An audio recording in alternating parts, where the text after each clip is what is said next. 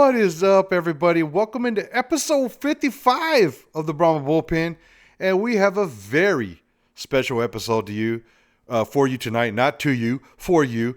I got the one, the only, the legend, producer.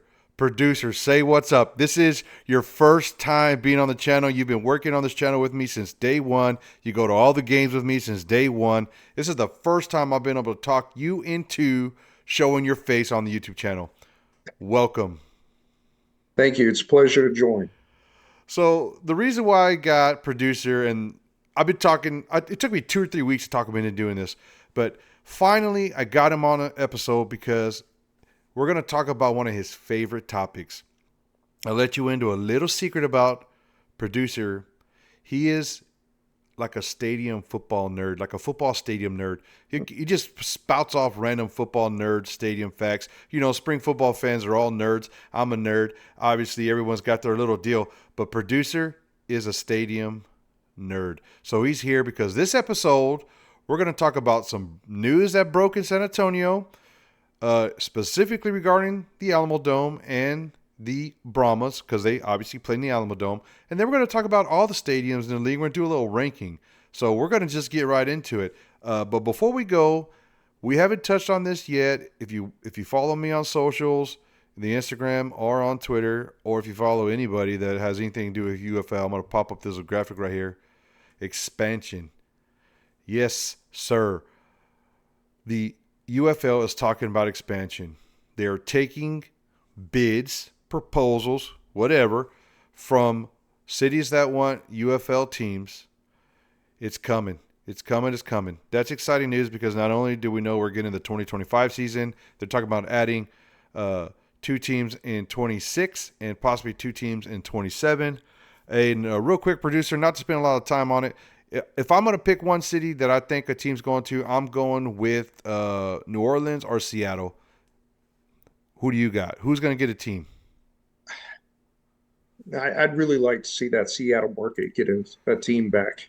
Yeah, that's a good one. That's a good market. All right. So down to breaking news. I got a Twitter post here from a couple of local news sports guys. We got Don Harris with Channel 4. We got Chuck Bickatennant with Max Sports. And essentially, this is the news getting leaked about the Alamodome getting this ginormous renovation. Talking about $3 to $4 billion with a B in downtown renovations. You can pause this. You can read these tweets here, but it's basically we're gonna basically go over all of this.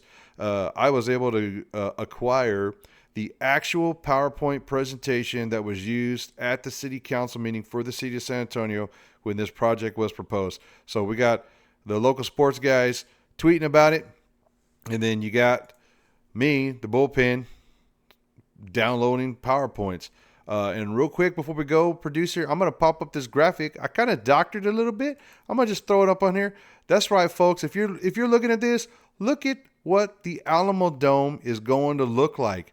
With Brahma's logos, you got Wade Phillips' head on the side. You got our XFL championship banners on the columns. If you look real close on the bottom left, you'll even see where the bullpen's new tailgate spot. What do you think about this Alamodome with all the Brahma logo on there, producer? I think it's a vast improvement. I really like all the Brahma logos. That just makes Stone look so much better. We're going to get into this because this is not just a stadium renovation and update. We're talking about major construction projects, major capital projects in San Antonio. You're talking land bridges over one of the largest highways in San Antonio, off of 281, 37 North, whichever. I don't know why highways get 2 names. You know, is it 281? Is it 37?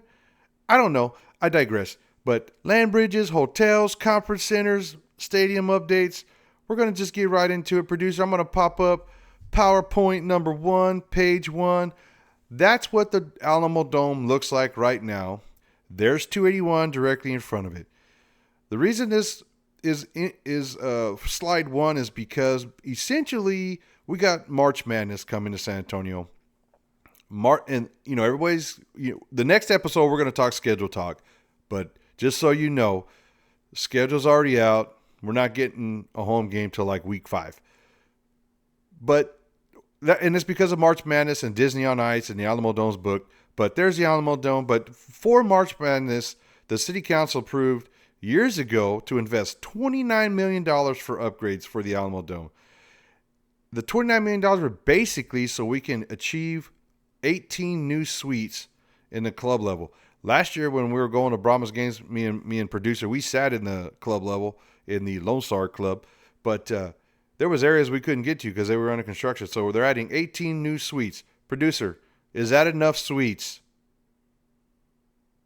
For the Alamodome, I think for Brahma's games, it'd be sufficient, but that's gonna, I believe, take us up to about 80 suites There you for go. the dome, which will be a decent amount. Of course, for a stadium like that, you always like to see more suites, especially if you want it to be up to a higher standard. But uh, for what we use it for, I think it's going to be a really good number and really help out the Brahmas. So producer, I'm going to put you on the spot because I didn't prep you for this. So we got 80 suites in the Alamodome and the UTSA Roadrunners play there. We're going to go to the Mecca. Everyone knows we're Aggie fans here as well. We're going to go to the Mecca of college football. How many suites are inside Kyle Field, the largest football stadium in the state of Texas?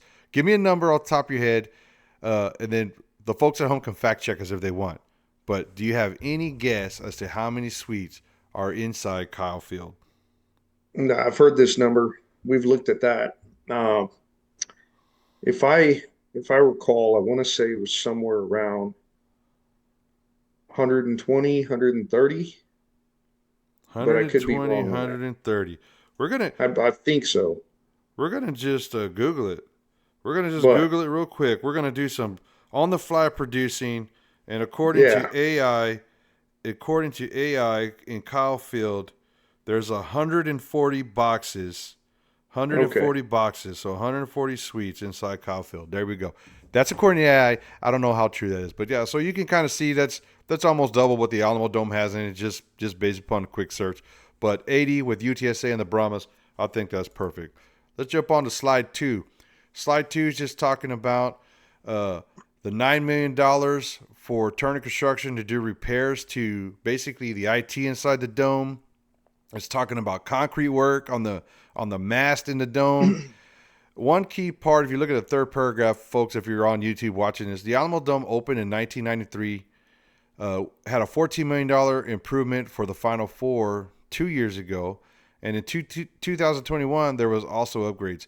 One crazy thing that a lot of people don't know about the Alamo Dome, the city borrowed money. They took out a bond to build the dome, and it 100% paid for itself in 2 years. So the dome's been around since 1993. It was paid for itself by 1995, so every year since then it's made money, right? Uh, there's been improvements to the convention center in starting in 2003 to 2027. Just so you know, the convention center's on the opposite side of the highway that we showed you in that first picture, and it's all kind of like our downtown district. You know, a lot of cities are doing these downtown districts, but $135 million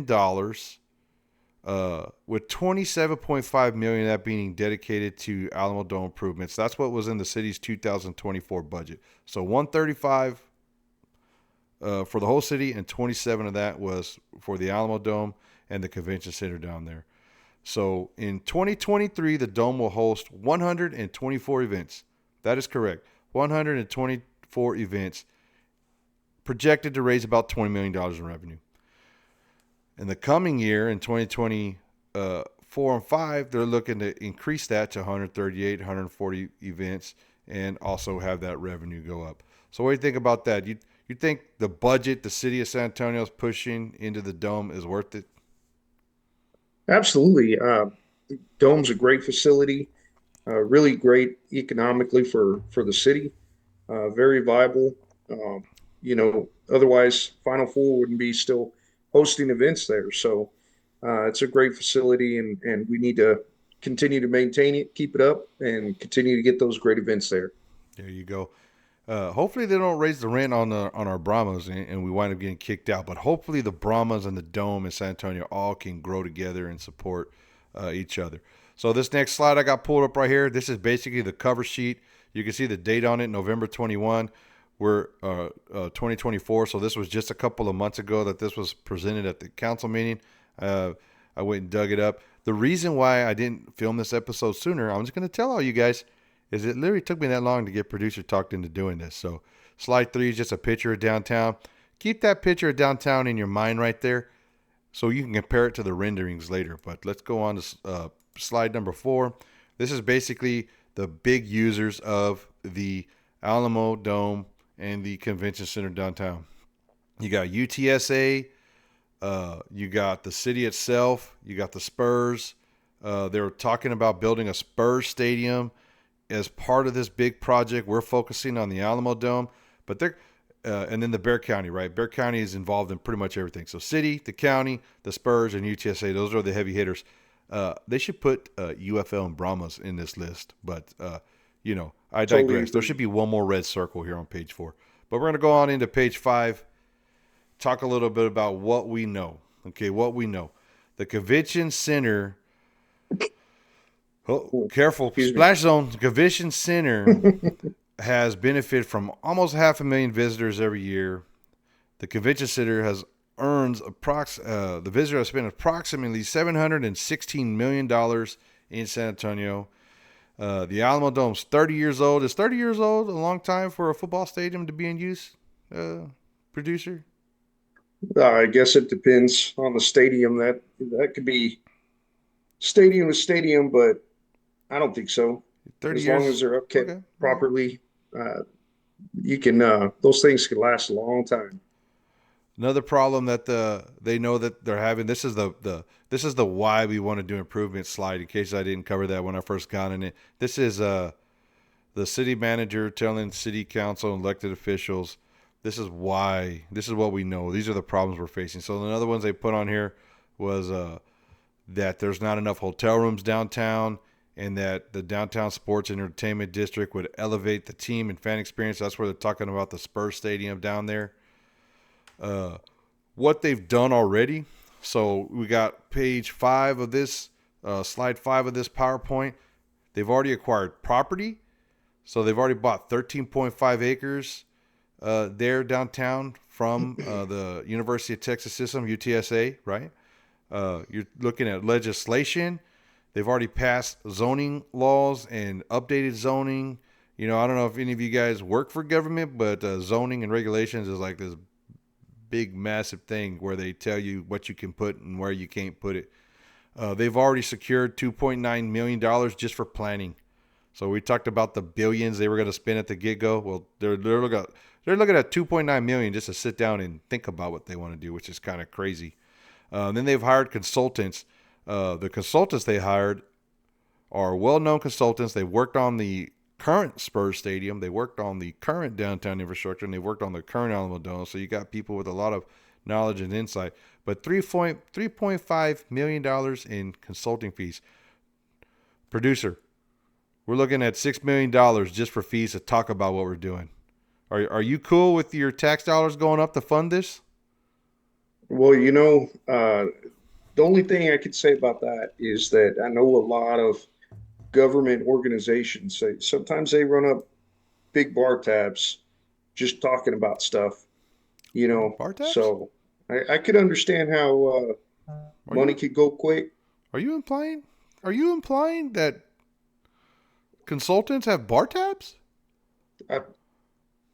That's what I'm saying. That's crazy talk. All right, we're going to move on here. We don't want to get into the weeds. Here's a sports entertainment district downtown. You got, if those of you not familiar with this picture, up to the far right is the existing Alamodome. Down towards the left is the rest of the downtown district. Riverwalk, the Tower of Americas, the Henry B. Gonzalez, Henry B. Gonzalez Convention Center, and all that River Center downtown. All of that is just right there. They're talking about making all that this nice, connected, beautiful walking district. We're going to go down here to slide number 8. This renovation, they're talking about adding 50,000 square feet of convention space for ballroom and meeting space. Of course, in case you guys don't know, city of San Antonio, especially downtown in this convention center, is like one of the premier destinations for conventions. There's some type of association or convention there, like literally every weekend. So they're adding to that. There's 26,000 square foot for retail. So they're gonna like put a mall up inside here. All kinds of crazy stuff. Hopefully they'll have some Brahma swag for sale in there, some UTSA swag for sale in there. You know, if they're gonna have any type of sports swag, gonna be some Cowboys gear in there. Tombstone. Sorry. I just told you guys. Look, I just want to let you guys know. I called producer Tombstone because that is his online video game name, and most of the time when I'm talking to him online, that's the name I call him.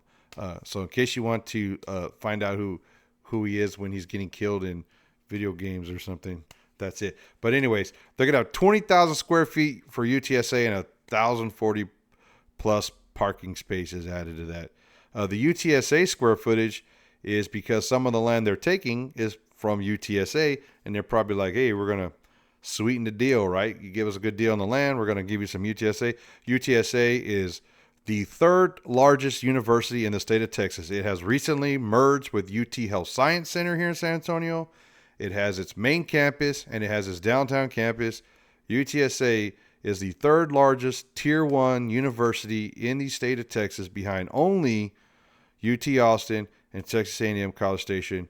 And that bodes well because maybe one day UTSA Roadrunners will get the NIL that they need to compete in their conference. Anyways, what do you think about meeting room and ballroom space? Are you good with all that? Do you just want to get into the football-only discussion? Or what do you think about all this extra stuff they're throwing in on this multi-billion-dollar package? There's a lot of cities in this country that are very competitive as far as conventions, different things go. So you got to keep up. A lot of cities make improvements to their convention centers, downtown areas, retail space. All that's important to continue to be viable to draw in those large conventions. And so, I think this is overall, I think it's a necessary move, and I hope the city of San Antonio is able to make these changes. I'm going to put you on the spot right here, producer. Tell me how much you would be willing to pay in property taxes. How much more or would you be willing to pay for each year for your property that you live on in taxes for all of this to happen? I know my number. What would you be willing to pay? Well, on my budget, it would have to it would have to be in the few dollars. You got to give me a number, dude. You can't say a few Yeah, dollars. I don't know. I don't know what that would equate to on property taxes, but Would 500, if your property taxes went up $500, would you notice? Would it make you mad? Would you go down and throw a rock through a window at the Alamodome? Like tell me a number. I think that would be a pretty steep price to pay, 500 is too much for you? but I don't know. That 250. may not be that much. You see how I can't get a straight answer out of this guy? YouTube. He just won't give me a number. Just say it. I think like 300 is 300. reasonable. Okay, boom. All right, do you hear that, city council and people around San Antonio, all the decisions, movers and shakers? If you're watching this video, 300, not a pity more, or my boy producers coming after you. But what would that equate to, as far as how much it would equal overall? I mean, I have no idea how that would add up. So it's hard for me to put a number out there. I mean, there's 1.5 million people, right, Yeah. in San Antonio, almost 2 million. And if everybody paid $300 more a year, you do the math. What is that? Is that 600 million? That'd be a lot. All right. Well, there we go. That's the money we would need to pay off the loan that we would have to take to build Yeah. this beautiful 65,000 seat renovation or upgrade this dome that holds 65,000 seats. We're over here on slide number 9. Currently, the dome holds 65,000 people. It is the largest indoor concert venue in South Texas and third largest indoor stadium in Texas behind NRG and AT&T. NRG is where the Texans play. AT&T is where the Cowboys play. The next largest indoor stadium is where the Brahmas play. That's right, baby. But It's interesting here that when they talk about in this slide that they presented to council, what do we want the Alamodome to be? They list concerts, festivals, i.e. Fiesta, UTSA football. Obviously, we know that they play in there. Final Four, which is happening in March. College football playoffs. The Alamo Bowl is a big bowl. It's one of the Valero Alamo Bowls, one of the bigger bowls of the year. International soccer. They've already had some international soccer games in there. They don't list football, just like Brahmas football dude, there's so many high school football games in there and regional playoffs in there every year. It's crazy. I can't believe it's not even listed, but maybe it's an oversight by some pencil pusher. I don't know. But, I think that's what it is. right? Idiots. It has Anyway, to be. yeah, see, government employees are just the worst, dude. Anyways, premium opportunities. They're looking at seating, VIP lounges. Technology is always a big thing. And suites. We know we got 80 suites, right? And without further ado, we're going to pop up the final picture, the final slide. If you compare this to what we saw at the beginning, to what we're looking at now, this is PowerPoint picture number 10. The new Alamodome on the right. We got a hotel on the land bridge that go in over the highway. You can see the cars basically driving underneath the highway there. We got the Spurs basketball arena, which would be directly next to the hotel. And then you got your Tower of the Americas, your downtown, that big building in the top left corner towards the back. That's the convention center. And then towards the left, you see new convention space. It's funny. There's a federal courthouse right there. It's if you look at the Spurs Stadium and you go second building to your left on the bottom, it's like a little round dome type building. Was a federal courthouse, and they're talking to making that into like this concert venue, but like like one of those fancy ones where people like seeing opera and stuff in there.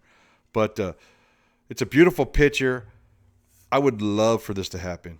And me personally, I'm going to throw my number out there. I would easily pay $1,000 more a year in property taxes for this to happen. If they were to come to me and say, Bullpen, I need $1,000 every December from you so that this can happen, I would probably give it to them because I think this is just the coolest thing that could happen downtown. What are your final thoughts on these renovations and this PowerPoint there, producer? I think everything on here is good. Um, I'm sure it won't all happen. I think the land bridge is a really neat idea and would be one of the biggest things to help connect, transform downtown. Alamodome renovations, I 100% support everything they want to do there. Spurs Arena. I'm kind of different on the concert hall that they want to change over from the federal courthouse. I feel that we've got enough theaters and uh, centers to kind of serve that purpose. I would think the Tobin Center would fill that purpose already, but I mean, eh, I'm sure that they see a need for it, so maybe it's something to work out. I just don't think it's necessary. You wouldn't go to the new event center to, I don't know, watch some boring guy tell some boring crime story? I may have done that. I may have gone to a theater recently and to Yeah. listen to somebody tell stories. So that's my Very point. very famous Well, YouTuber. that's my point. So like Yeah, now there would be more opportunity for that boring stuff to happen, right? yeah, maybe so. All right. Well, that's it, folks. That's Alamo Dome Talk. That's big news down here in San Antonio. We are in full support of that. So if you're in the San Antonio area, keep your eye on the news, right? We want the Alamo Dome to be the number one stadium in the UFL. That's the goal. And speaking of number one stadium, we are going to do our first ranking show of the year. We're going to get into that right now. And we are going to rank the UFL football stadiums. So this is producer's spot right here. These are his rankings. I did not have any say-so in these rankings. I did not want any say-so in these rankings. But we're going to just go through them. And I'm gonna pop up the graphic here so you can see all of producers' rankings. And we're going to start at number 8, work our way up to number 1. And we're gonna, for all you non-San Antonio, I got a bone to pick with a producer putting the Alamodome at number 4. But I mean, come on, no home bias, dude. I mean, come on, dude. This is San Antonio. Anyways, so we'll start off first with the Memphis Showboats, the sinking boats of Memphis. Simmons Bank Liberty Stadium at number 8.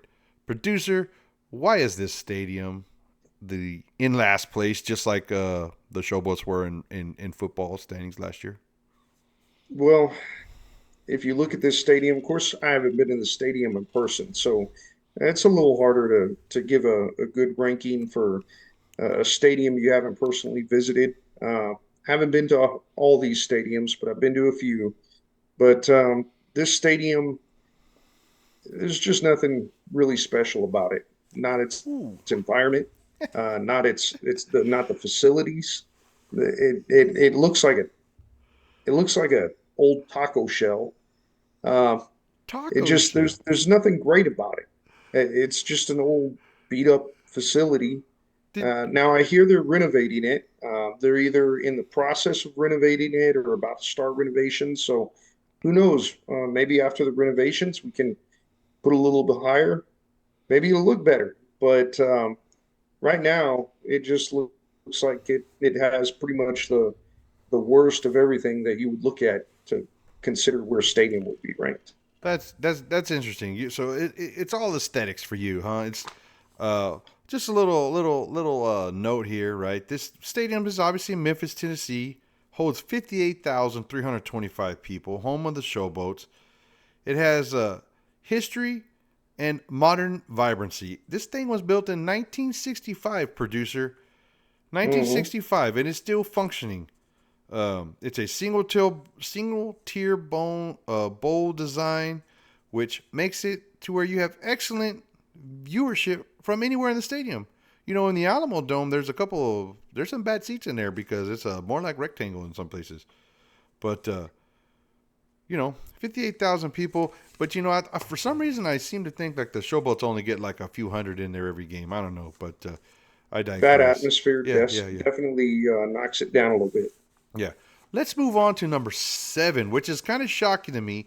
The Dome at America Center, the former home of the Rams NFL team and the current home of the St. Louis Battlehawks. And this stadium, producer, I know we have been in this stadium. So why do you have the Battle Chicken Stadium at number 7? Well, the Dome at America Center, it's not a bad facility. The dome's decent, but well, I'll just put it this way: it's in St. Louis. I mean, there you go. Oh, You know, dude, there's a casino within walking distance from there. You remember? I mean, come on, man. How bad could it be? it's there's just nothing special about that stadium. It was okay. It was all right, but I didn't care for it. I didn't care for the area.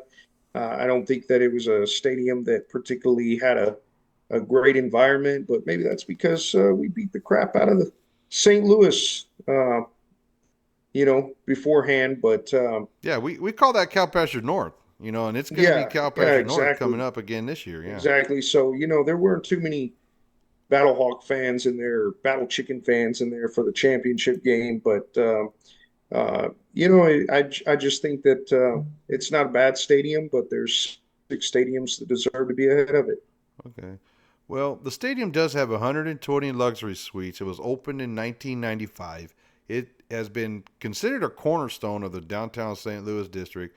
The Cardinals have a nice entertainment district down there, and that's similar to what San Antonio is trying to do down here. And it has some nice brick and limestone and precast concrete aesthetics to give it like a World War II vibe. So it's not. It's Yeah. got some character, man. I don't know about having it number 7, but let's I, move I don't on. know Let's how much I don't know how much character you can give it. I mean, if the game ends after dark, you got like a 50-50 yeah, chance of making it back to yeah, your vehicle. that is true. We did tailgate up there, and some people did tell us this street you're good, that street you're not good. And go inside before it gets dark. I'm just saying, we were told that by locals. All right, we're going to move on to number 6 on the list, Protective Stadium, home of the back-to-back, however many backs. They're losing this year, but the reigning champions of the UFL. Why is their stadium number 6? It's a good size stadium. It's fairly new. Um, I just think once again it falls victims to the stadiums that rank ahead of it for numerous reasons. I've never been to the stadium, but it doesn't seem like I don't think the people there appreciate having it so much. Having the team and a three-time champion, a dynasty there, and yet the game environment just doesn't seem that great, and it just doesn't seem like it's particularly deserves to be any higher for any special reason than number 6. So putting the fans on blast. We're going to give a low stadium ranking because you fans do not appreciate what you have there as a winning team. So this stadium holds 47,100 people, built in 2021, rectangular design, and it's expandable. So if Birmingham fans ever do start showing up, there'll be room for them, right? All right. There'd have to be a heck of a lot of them to show up because they don't feel very much of that place. Oh, well, they make half of it look good sometimes. Anyways, all right, let's move on. We're going to jump on to Choctaw Stadium. Choctaw Stadium would be considered the home of the UFL. It is in Arlington. It is where the league is headquartered. It's where the closest stadium to where all these players are living and practicing and stuff. But we have Choctaw Stadium ranked number 5. Producer, give me some history. Why do you have Choctaw ranked number 5?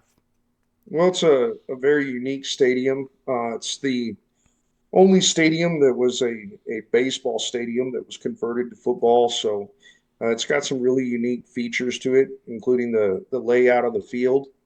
Um, it's great. It got a great environment to it. The facility is really nice, even though it wasn't originally designed for football games. The adaptation they've done with it's they did really good, and it's just a really unique stadium. It's got a good atmosphere to it. Fun place to visit, fun place to go. The kind of sports village around that area is really great. The There's plenty Star. of seats. Of course, it's got that large capacity too, but it's really got some great seats there. So I think this stadium deserves to kind of be up there. It's one of the better facilities to go to watch a UFL game. I beg to differ. The outside of the stadium is beautiful, historic. I love the red brick. I love all the engraving and things in there. The area around outside the stadium is amazing. Arlington's beautiful. Everything's new and well maintained. You got the Ranger Stadium right there. You got the Star. You got Jerry World. You got all these new hotels. It's beautiful on the outside. On the inside, the stadium is garbage. Garbage. The football field doesn't fit in there.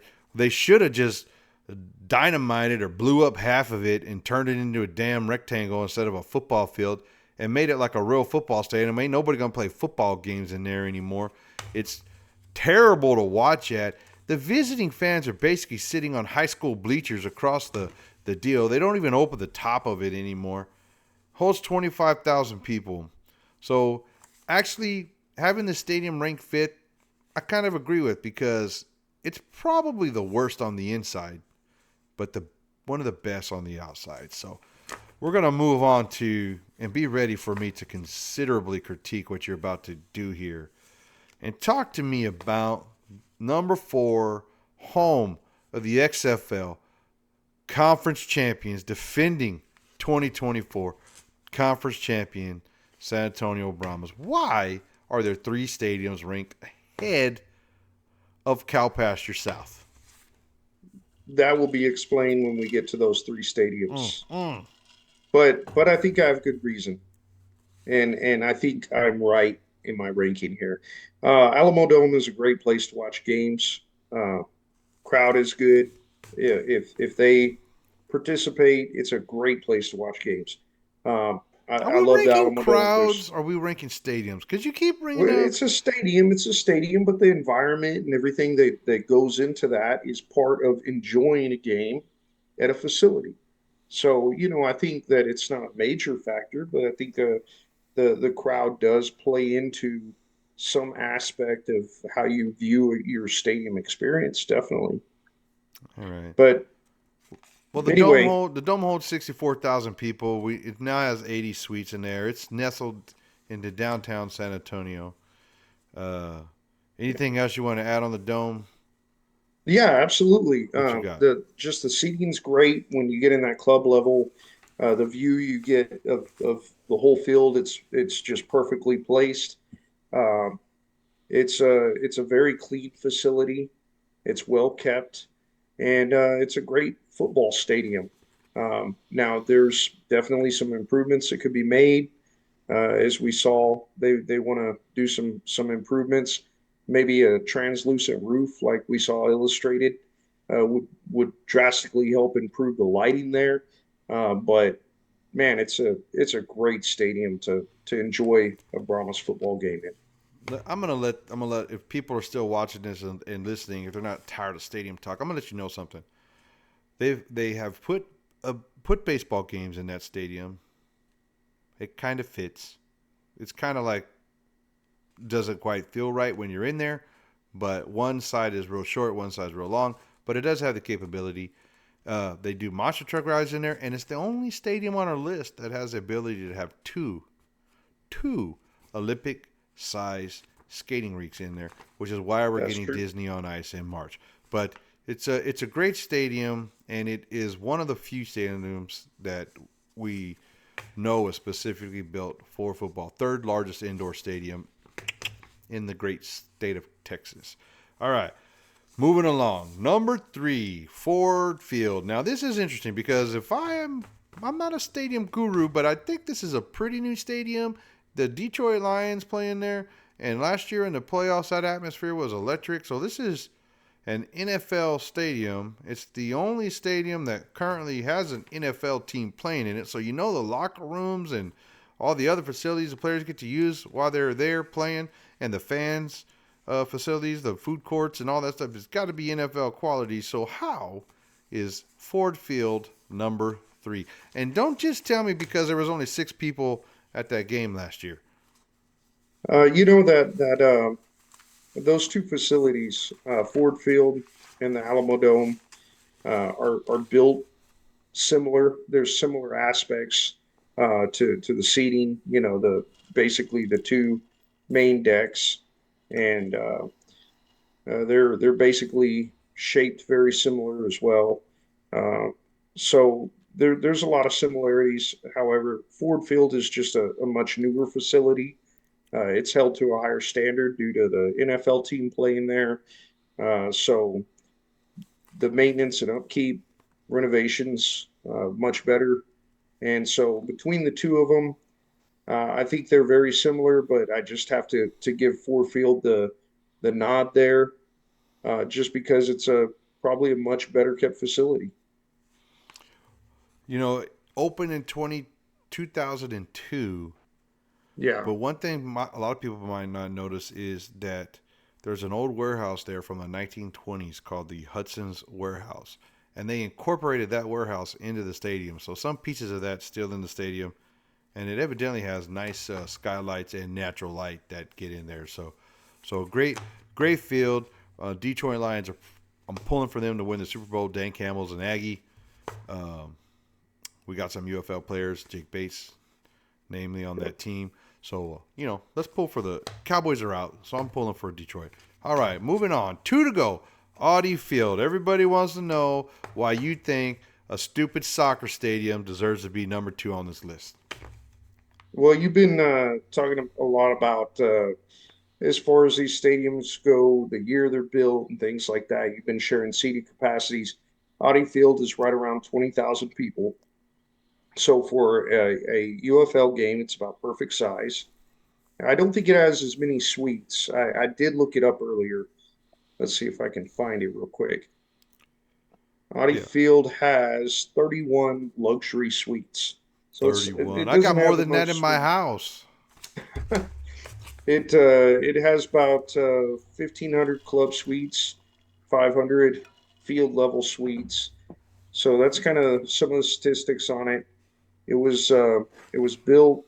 I want to say it opened in 2018, but it is a soccer field, so it's not a primarily a football field.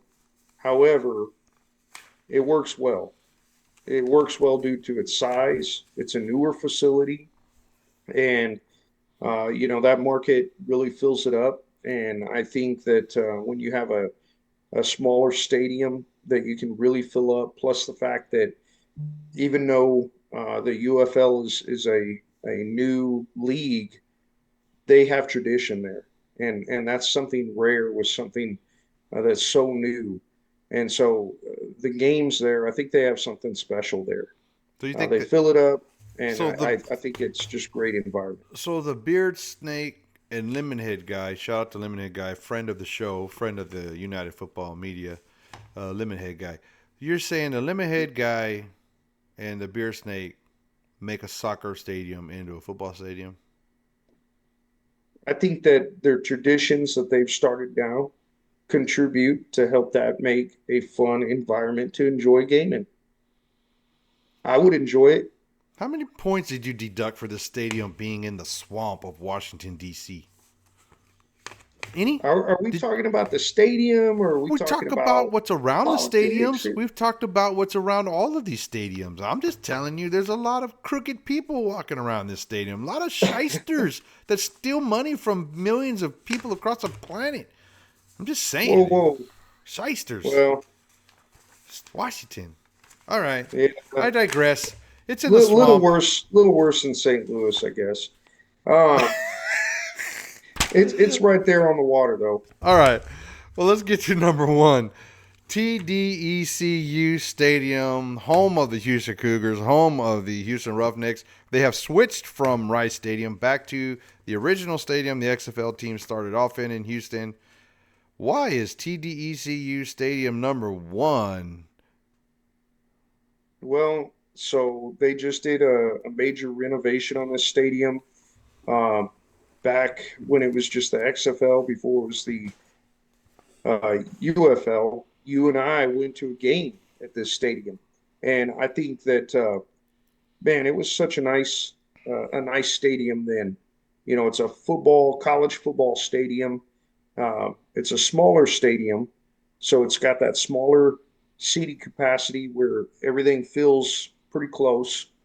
And it had a great environment, a lot of passionate fans there. And I can only imagine now with the renovations they've done to it, which I don't know all what's entailed, what all they changed or added. But if it was a nice stadium a few years ago, I can only imagine how nice it is now. And I'm glad the Roughnecks are returning there. But for its size, for the renovations, for it being the type of stadium that it is, and the environment that I know will exist at that stadium, I just can't think of too many better stadiums in the UFL or any that I would put above it Hmm. than TDECU Stadium. You know, I'm going to do this just because I want to watch you squirm. I got to mess with you at least one time being your first Oh episode. man, What does TDECU stand for? I got no idea. Doesn't that call into question your whole ranking of stadiums? If you don't even know what the acronym for your number one stadium represents, what if that's like like a some kind of something bad? What if TDECU stands for something bad? You know, I would be willing to bet that half of the people that go see the Roughnecks there probably don't understand what that means. And if I go buy a ticket and I watch a game there, let's say I watch the Brahmas play there at some point, the last thing I'm gonna try to think about while I'm sitting there is what that stadium stands for. So I don't really give a crap. I don't know, That's man. there you go. I don't care. We're gonna I don't leave care it. what it stands for. We're gonna leave it there. We're gonna leave it there. We're gonna call an episode before I get myself in trouble. I want to thank you, producer, for finally coming on the show. Thanks everybody for watching. Remember, like, share, subscribe. Me and producer coming to you on behalf of the United Football Media from the Cow Pasture. We're going to end this like we always end this. We're going to end it with a nice horns forward. Let's go Brahmas, baby.